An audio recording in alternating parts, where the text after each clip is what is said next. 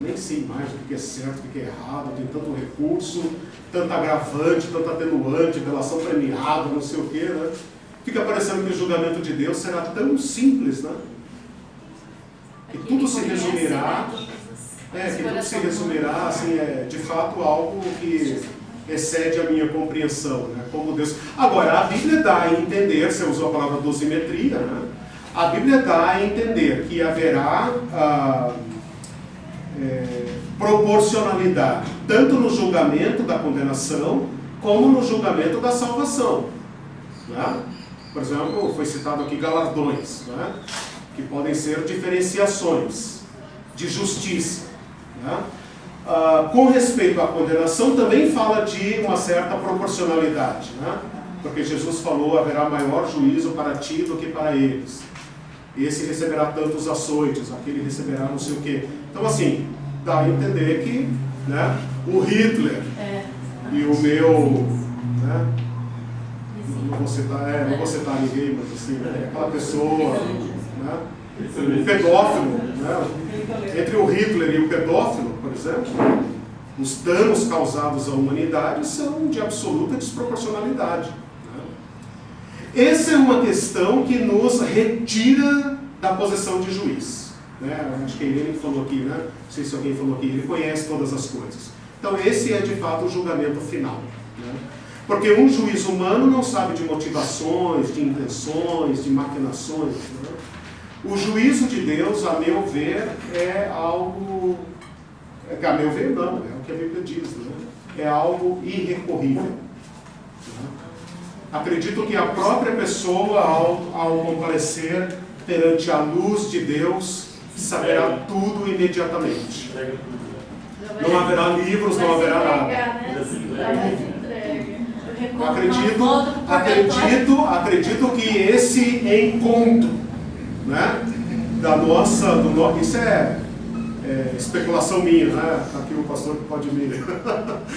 Isso é especulação minha, mas assim, a nossa memória é o livro em que tudo está registrado. Você não lembra, mas está aqui, porque foi... Então, os arquivos estão aqui, né?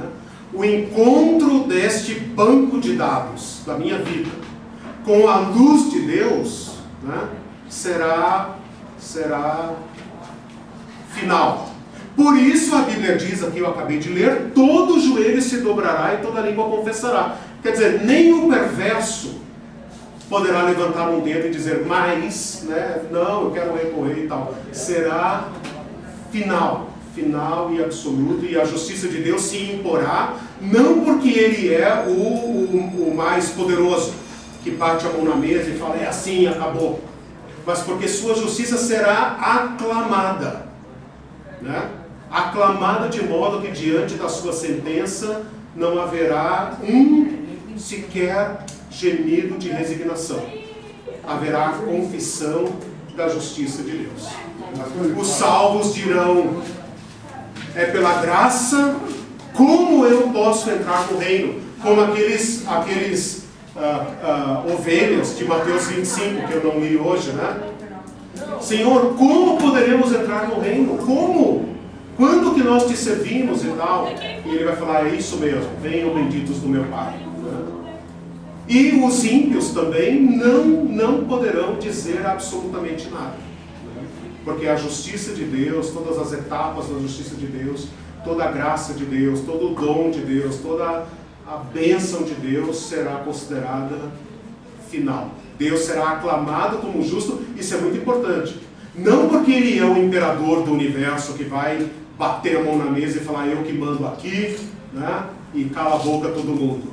Mas porque sua justiça será aclamada. Aclamada.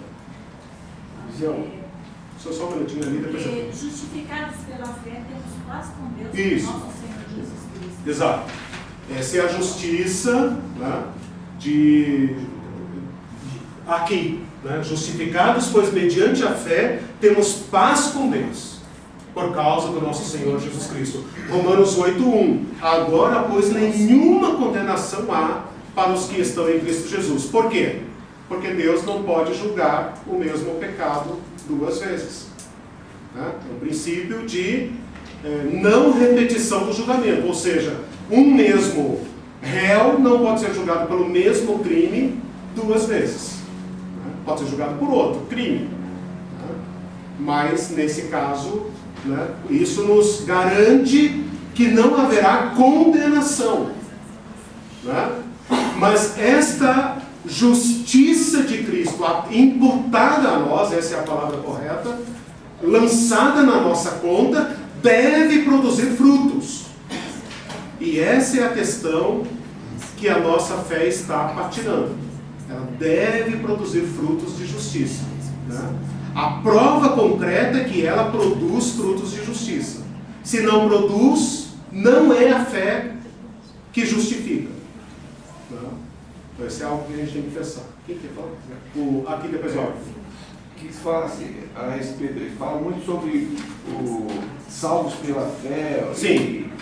E julgados pelas obras, né? Sim. Condenados pelas obras. Então, fé e obra, e às vezes deixa a gente intrigado. Salvo pela fé ou pelas obras? Vamos deixar isso para a próxima aula, que é um assunto longo. Né? Mas, uma coisa que eu já sugiro para vocês é o seguinte, né? Leia Romanos, né? 5, Romanos 4, 5, ali que fala da justiça pela fé, né? 4, 5, 6, né? Pode ler até o 8, pode ler o epístola inteiro, né? Mas pelo menos de 4 a 8, de 3 a 8, estaria de bom tamanho, né? E leiam depois Tiago, né? E vão perceber que tem ali uma disputa, né? Entre salvação pela fé sem obras e salvação que se expressa em obras que demonstram a fé, né? Que são 2 olhares sobre a mesma questão. Cá para nós, que ninguém nos ouça, como diz o nosso Supremo Pastor, né? Cá para nós, esse é um problema da nossa fé protestante. Né? Porque nós somos pendulares. Né? O Martinho Lutero entrou em desespero com as obras a serem praticadas para a sua salvação. Entrou em desespero. Né? E dentro desse profundo desespero, leu Romanos 1,17. Né? O justo viverá pela fé. Né? E ele diz que naquela hora ele levitou. Né? É como se o mundo tivesse saído de cima dele. Ele fez desta confissão de fé a chave da sua teologia. Salvação pela fé. Né? Obras não salvam. Você pode ter certeza da sua salvação pela fé em Cristo Jesus. Só que como nós somos, né, pendulares, nós fomos para o outro lado. Né? E muito recentemente eu ouvi um irmão dizendo: aquela fulana, rapaz, se a salvação fosse pelas obras, olha, ela tinha um lugarzinho no céu. Porque aquela mulher faz obras. Eu fiquei assustado com a confissão dele. Né? Porque isso me mostra uma compreensão muito precária do que se espera de nós. Muito precária. Né? E eu só pude dizer para a pessoa assim: então teme. Então tema. Porque se uma pessoa que você considera fora da fé, por temor a Deus, está fazendo tantas obras, então tema. Porque Deus é justo. Deus é justo. Né? E a graça demonstrada a nós não pode ser vã. Toda esta graça que nos isenta da perdição não pode ser desprezada, não pode ser jogada fora. Né? Então, para sintetizar, seria assim: nós não somos salvos por boas obras, mas somos salvos para boas obras. De modo que a ausência de boas obras denuncia uma fé morta. E isso é muito grave. Denuncia uma fé morta e inoperante. E essa é a denúncia de Tiago. Né, pastor? Essa é a denúncia de Tiago. As obras não para conquistar a salvação de Deus, porque isso não tem como conquistar. Isso é graça. Mas essa graça não pode ser vã. Ela não pode ser desprezada. Desprezar a graça incorre em condenação. Agora, irmãos, nós estamos plenos da graça. Nós fomos perdoados, o jugo foi tirado de cima de nós. Nós devemos agora ser conquistados para o amor de Deus a um ponto, né, em que nós queiramos amar como fomos amados, né? E isso gera em nós então essa motivação. Se não gerar, isso denuncia a nossa fé. João 14. Qual João 14. Qual texto pode citar? Sobre a vara, né? Que a vara que não der fruto. Ah, sim. Mas vós, A videira, isso. João 15. A videira, exatamente. Não produz fruto. A ideia do fruto. Versos 2:10 também fala, né? Oi? Fomos criados para as boas obras. Sim, exatamente. Que é a sequência exatamente do que pela graça. Exatamente. Está em outro texto, né? João 15, a videira verdadeira, Efésios 2. Né? No exato lugar em que ele fala, não vem de obras para que ninguém se glorie, imediatamente depois fala, criados para boas obras, né? As quais de antemão, né, ele preparou para que andássemos nelas. Então, nisto é glorificado o vosso Pai, né? Para que os homens vejam vossas boas obras. Então, o ponto precário aqui é que nós nos declaremos cristãos e sejamos denunciados pelo mundo como pessoas omissas, né, egoístas, indiferentes, insensíveis, né? Esse é o ponto crítico, né?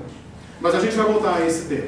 Eu só para ler um texto que fala também sobre o julgamento que nós teremos, é 1 Pedro 4:17, né?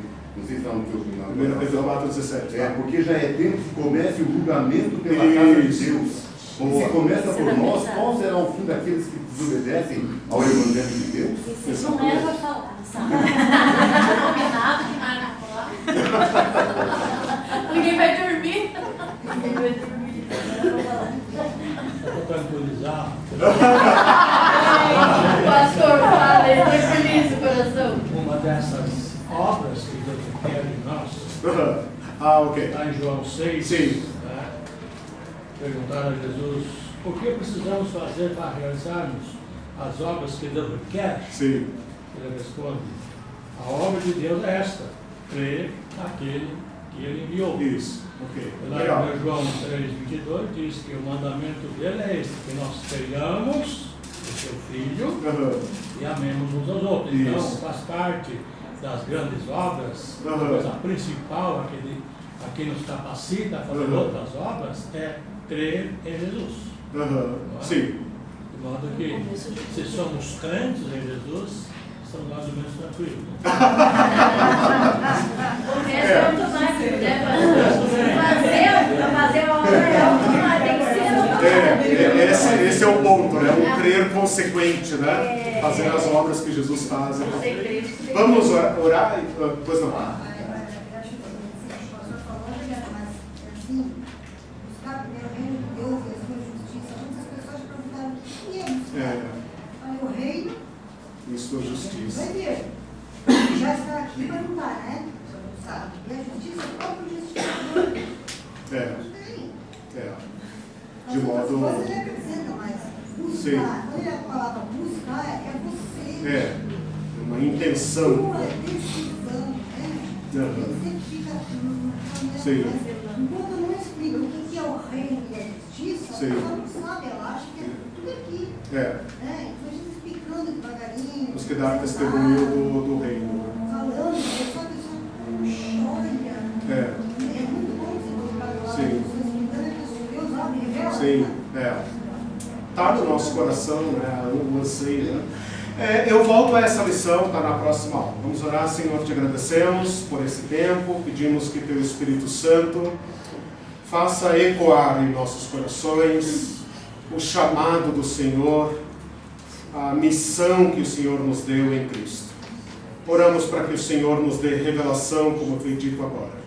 Que haja clareza, que haja mente clara, mente boa, lúcida e confiança em Cristo. Se o nosso coração nos condena, maior é Deus do que os nossos corações.